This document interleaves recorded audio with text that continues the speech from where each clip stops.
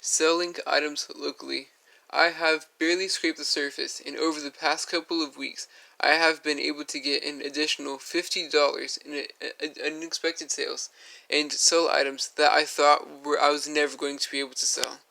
So, selling items locally on platforms such as Facebook Marketplace, OfferUp, and Letgo is a great way to grow your side hustle. A lot of us, when we think of selling, we think of selling on platforms that require a lot of fees, such as Amazon and eBay. But the thing about Facebook Marketplace is you don't have to pay any selling fees. And if you sell them locally, you don't have to pay for any shipping, which is absolutely key.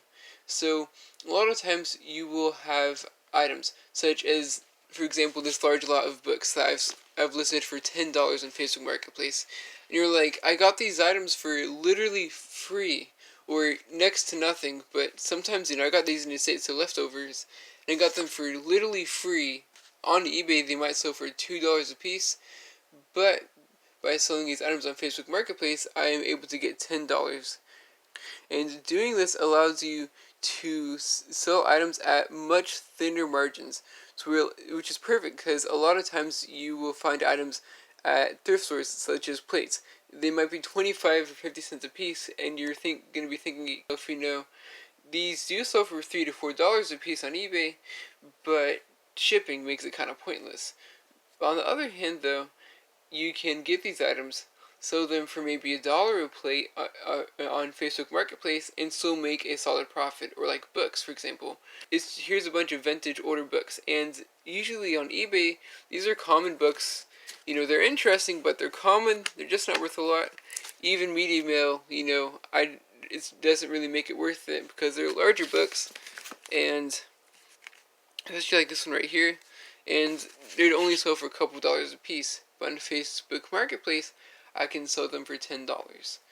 Another good example too is I had these kind of like plant watering system things, and over a year ago, I bought them for $1 a piece at a thrift store. They retailed for $25. They're a little bit older, but that's what they retailed for when they were being sold. And I had them listed for $15 a piece, and they weren't selling. I listed on Facebook Marketplace for $5 for both of them, and they sold within a few days. So this is perfect because it allows you to expand the items that you can source and sell items on much thinner margins and just earn more profit. And another great thing is you can look into various Facebook groups where you have people with very specific and niche interests, and you can cross-list items there, and even though you still have to pay for shipping, for one thing, you're getting your items in front of buyers that are already interested in the topic of the item that you're selling, and you're just cross-listing it and getting more visibility for your inventory. Now, I know a massive concern with this kind of format of selling is meeting people up, right? I mean, we've all heard the news stories that just aren't super positive. So keep in mind that first off, always take the necessary safety precautions, but look into things like a lot of times local police stations have safe meetup places that are constantly video monitored, that you can ask people if they're willing to meet up there. Also, what I do personally, now I am in a safe area, fairly safe area, but what I do a lot of times is I do what is called porch pickup, where I leave the items out on the porch, and people come by, they pick it up, they leave the money underneath the mat, the $5 or $10 or whatever it is, and I never talk to the person, and I still get paid for them.